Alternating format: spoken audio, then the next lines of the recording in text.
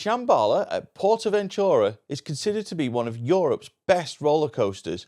But what is the full experience like? Before we get to the subject of the full experience of Shambhala, here's some of the key stats about this roller coaster. Shambhala opened in May 2012 as Europe's tallest roller coaster at 249.3 foot tall, with the first drop 255.9 foot tall and a top speed of 83.3 miles per hour. The theoretical throughput of Shambhala is 1,650 people per hour. Shambhala can be run on 3 trains at any one time, which takes me to the subject of the queuing experience.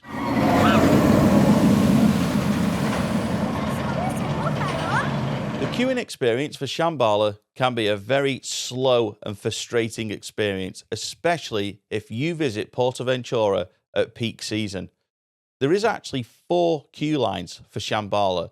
There is the main queue, the single rider queue, and 2 fast pass queues. There is various tiers of fast pass at PortAventura World. I'm not going to get into the subject of that today, but those 2 queues out of the 4 will be prioritized at peak season. So if you consider joining the main queue for Shambhala and you see that the fast pass queue is long, I'd probably think about coming back to Shambhala later on during the day. Now, when it comes to batching those 4 queue lines into the air gates, there only ever seems to be one person on duty doing this, which I don't think is fair on that one person, because they have got to work out getting everyone from the fast pass queue into the air gates as quickly as possible so that the people who have got fast pass don't feel like it's been a waste of money. But also, they've got to get people from the main queue into the air gates and on the ride as well to make sure that people in that queue are not getting frustrated. Now, of course, we can all buy fast pass, but not everyone wants to do that, and it has to be done fairly or as fairly as possible. And this seems to be a difficult task for any one person on Shambhala because they're so stretched between the station. They're going from fast pass queue to main queue, and then they've got to think about single riders as well, and they've got to do this quickly and efficiently, and it just seems like the impossible task for whoever is on that job. Now, quite often in the past when I have done Shambhala on a busy day at PortAventura, I have found that in the main queue line there will be just times where you do not move for ages. You will be stood in the same spot for so long, you're starting to think that grass is going to grow around your feet, and that is because it's peak time, fast pass is really busy, and they're just loading fast pass onto the train, on and on and on, train after train after train. So you're in that main queue thinking, well, I'm seeing 3 trains in operation, the trains are going out all the time, the ride's going round, it hasn't broke down, but I am not moving. And it is such a frustrating queuing experience. There is also something that I call bag faff. Now, unfortunately, Shambhala's station layout is pretty bad. The storage area for your bags, your phones, or anything that you don't want to take on the ride is right next to the offload platform. It is basically right next to the train where you get off, and it's kind of central to the long platform. So when everyone's getting off the train, they're all sort of cramming into this tight space to retrieve their stuff out of the storage hold. But then you've got everyone getting onto the train, also trying to get into that space to put their stuff into that space.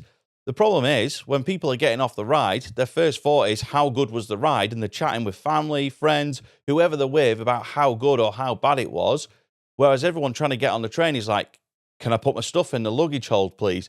But it's just like such a bottleneck that it's so slow, it's such a faff, and there's no control from the staff over it either. They just kind of let everyone get on with it. They don't hurry anyone along. That it just does not work. It is not practical, and it slows down the loading and the unloading of the Shambhala trains massively. And I think this contributes to the 3 train or 2 train stacking that is such a common thing on Shambhala.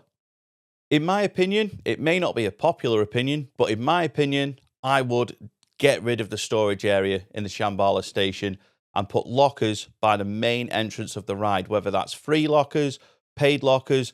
I would put lockers near the entrance of the ride and have a no bags in queue line policy. Yes, let people take on their phones or their wallets or their sunglasses in their pockets in a secure pocket, but as far as bags goes, no bags in queue lines, put them in a locker somewhere.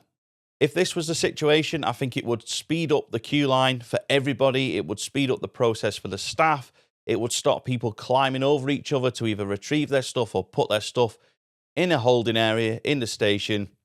And I just think it would make it a much smoother process for everybody, ride attendants and guests.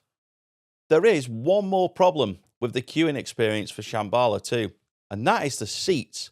And it's strange to say that because there is roller coasters in the world like Shambhala from the same manufacturer with the same seats. But for some reason, Shambhala is operated differently.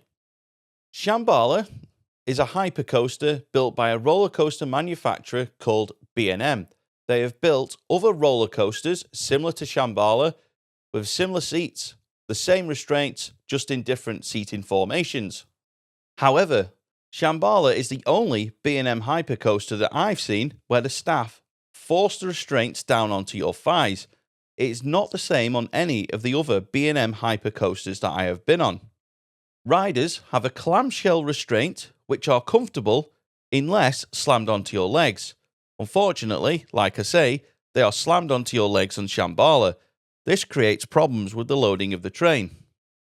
On most B&M hypercoasters that I've been on, the ride attendants will do their checks by walking up the platform and attempting to lift the restraint to make sure it's locked in place. This is the normal procedure on most roller coasters like Shambhala. On Shambhala, it's completely different. The staff will push and push and push your restraint until there is literally no room for you to move your legs anymore. I do not know why they do this. I have never understood why they do this, but it makes Shambhala a very uncomfortable experience at times and also seriously delays the operation of the ride.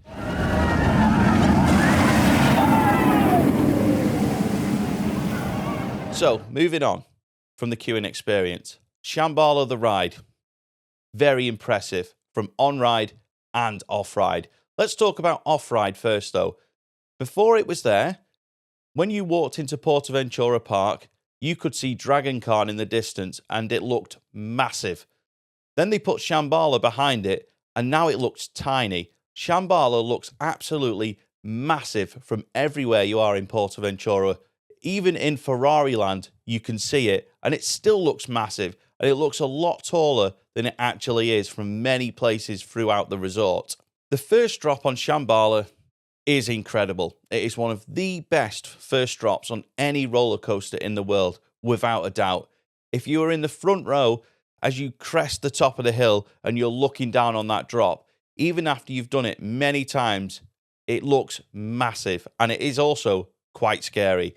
If you're at the back row, you are basically flung over that first drop. As soon as the nose of the train goes over the top and starts making its way down, you are pulled over that lift hill and you get a lot of ejector air time at that moment. It is an incredible experience, both in the front row and the back row as the train goes down that first drop. Shambhala has a lot of floaty airtime moments, that feeling of weightlessness where you feel like your bum has been lifted off the seat and you feel like you are floating in midair. Shambhala has a lot of those moments. It doesn't quite have a lot of ejector airtime moments, which is the more aggressive version of airtime compared to floaty airtime, but it still has a lot of airtime moments and a lot of great moments with it as a result.